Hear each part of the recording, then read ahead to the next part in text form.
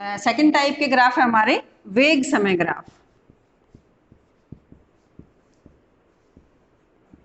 यानी कि हम एक्स एक्सिस पे तो लेंगे समय और वाई एक्सिस पे लेंगे वेग, किसी वस्तु का वेग।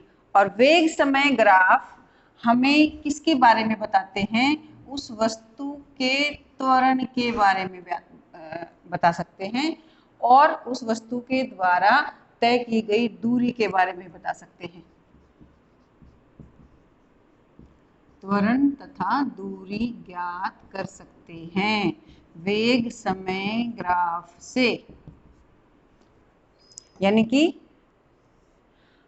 एक्स एक्सिस पे हम लेंगे समय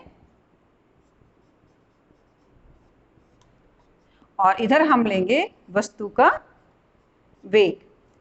आपको ग्राफ में केवल यही बात ध्यान रखनी है कि यहाँ पर क्या लिया है, वेग और समय लिया है या दूरी और समय लिया है।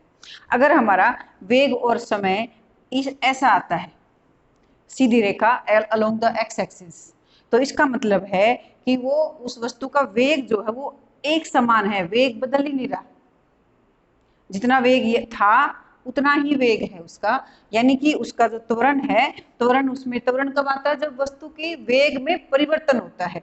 तो इसको हम एक बोल सकते हैं कि ये जो है एक समान वेग से चल रही है वस्तु, ये गति त्वरित गति नहीं है, सॉरी, ये गति त्वरित गति नहीं है क्योंकि वेग में कोई परिवर्तन नहीं हो रहा।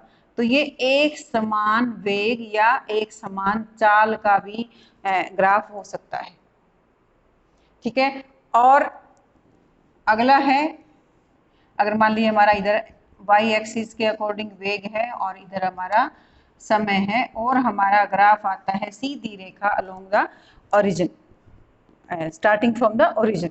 तो वेग समय ग्राफ अगर हमारा एक सीधी रेखा आता है तो इसका मतलब है कि समय के साथ साथ वेग जो है वो कंटिन्यूअसली बढ़ रहा है। तो हम कहेंगे कि हमने पढ़ा था कि समान समय अंतराल में जब वेग समान रूप से घटता या बढ़ता है तो उसको हम क्या कहते हैं? एक समान त्वरण।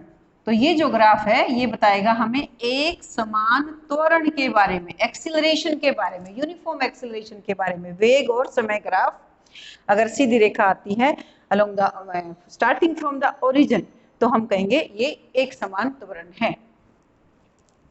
और अगर ये रेखा हमारी इधर है हमारा वेग और इधर है हमारा समय और हमारा ये ग्राफ इस तरह से आता है नीचे की तरफ, यानी कि पहले वेग यहाँ था, धीरे धीरे समय के साथ वेग घट रहा है, तो इसे हम कहते हैं एक समान रिटार्डेशन, यूनिफॉर्म रिटार्डेशन, डिक्सिलरेशन, ऋणात्मक त्वरण, ऋणात्मक त्वरण।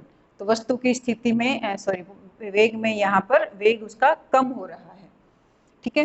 तो और अगर मान लीजिए हमारा ये जो ग्राफ है ये आता है